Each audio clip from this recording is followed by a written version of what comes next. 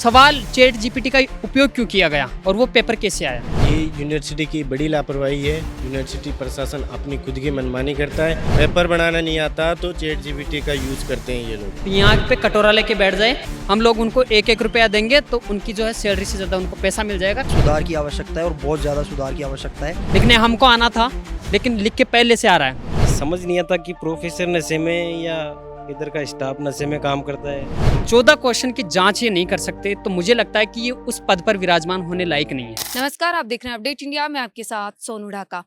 कभी सोचा है कि एग्जाम देने जाएं और जब पेपर लेने के लिए बैठ जाएं तो उसके बाद ऐसा पेपर आए जिसमें क्वेश्चन ही ना मिले और डायरेक्ट मिले जवाब, वो भी लंबे चौड़े, तो समझ में नहीं आया कि ये पेपर है या आंसर शीट है।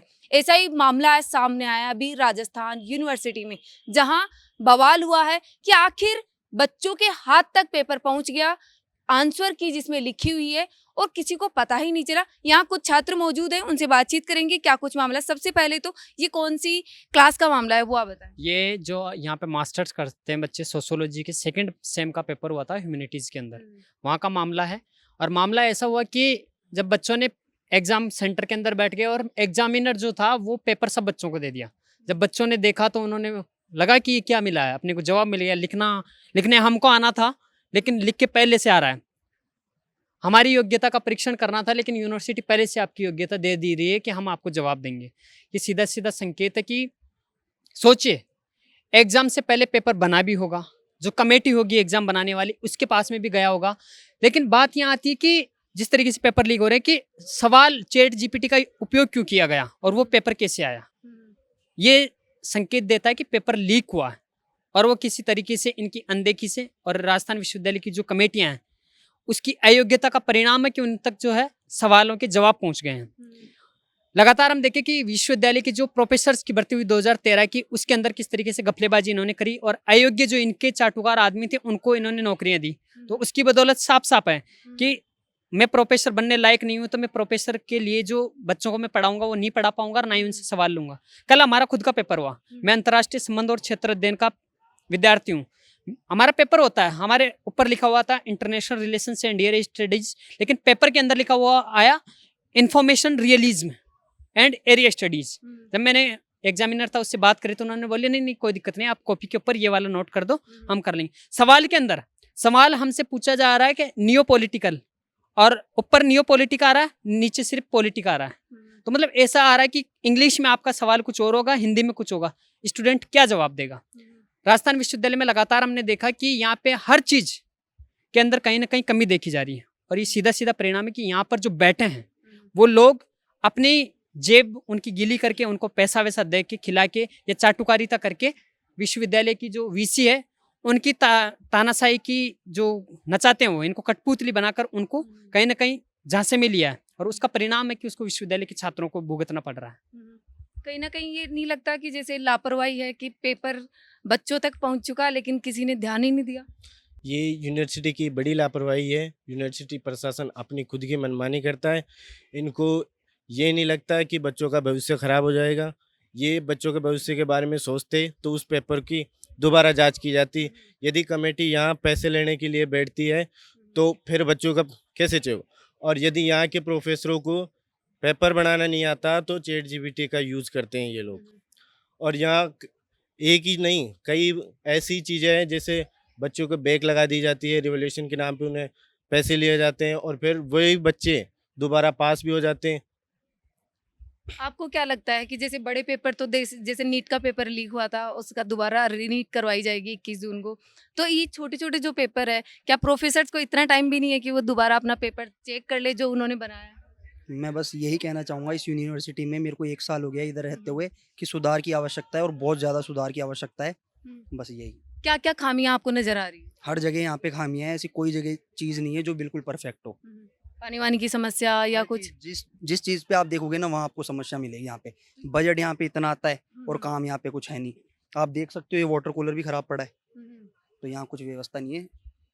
तो जैसे बड़े मामले हैं कि नीट वाला जैसे मैंने बोला कि वो तो हाईलाइट हो रहा है, सोशल मीडिया पर भी जा रहा है, मीडिया भी कवर कर रहा है और कहीं ना कहीं ध्यान भी दिया जा रहा है कि दोबारा एग्जाम करवा देगी। लेकिन जो ये छोटे पेपर है जैसे यूनिवर्सिटी लेवल के पेपर में भी इतनी बड़ी, और क्या अल्पना कटेजा जो कुलपति है, उन्होंने कोई वो ली अभी तक एक्शन? कुछ भी नहीं ली।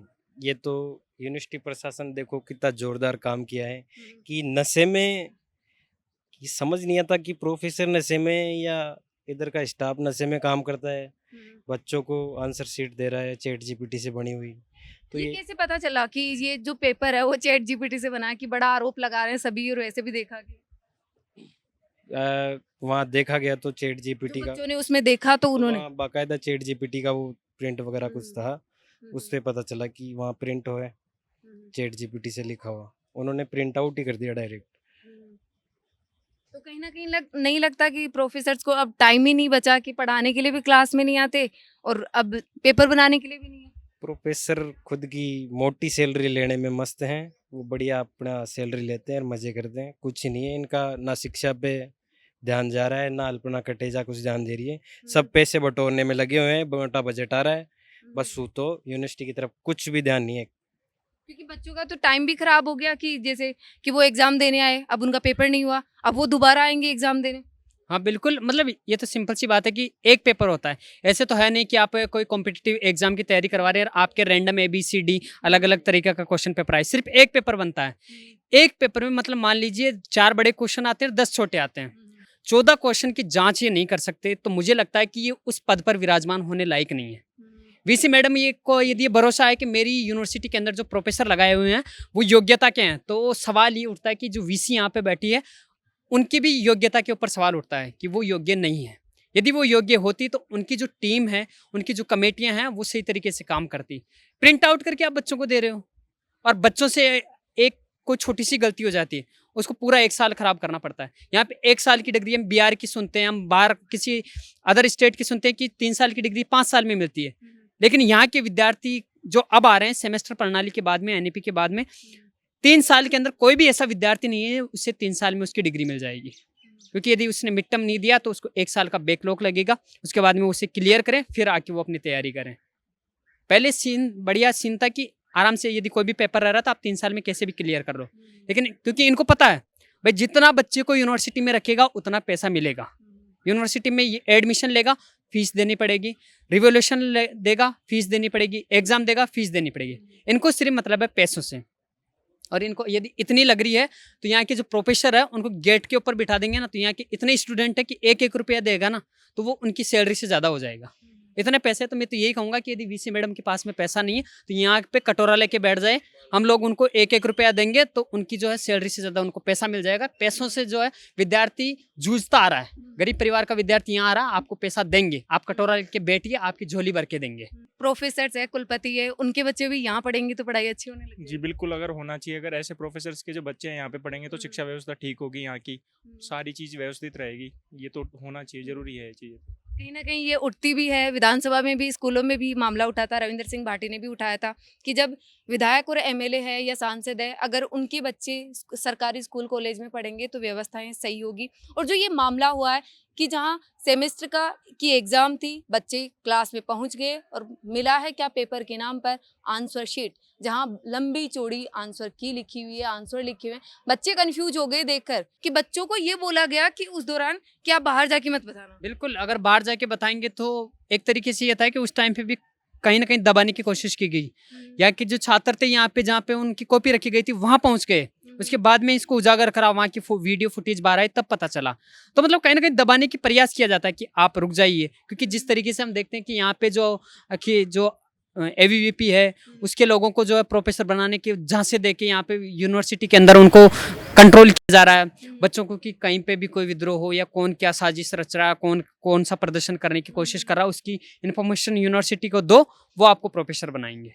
तो ये कहीं ना कहीं दिखता है। आपने देखा कि ये भी आरोप है कि जो प्रोफेसर है जिन्होंने एग्जामिनर थे उस टाइम, उन्होंने भी ये कहा, जब वो आवाज़ उठाए कि ये आंसर किए तो उन्होंने कहा कि बाहर मत बताना। तो ये बड़ा सवाल है कि आखिर ऐसी क्या वजह है कि पेपर छप कर आ गया, आंसर की आ गई, चैट जीपीटी से प्रिंट किया हुआ आरोप लग रहा है। तो राजस्थान यूनिवर्सिटी, जहाँ राजस्थान की सबसे बड़ी यूनिवर्सिटी है, राजस्थान के हर क्षेत्र से लोग बच्चे हैं यहाँ एडमिशन लेते हैं और मिडिल क्लास के बच्चे हैं ज़्यादातर यहाँ पढ़ने आते हैं।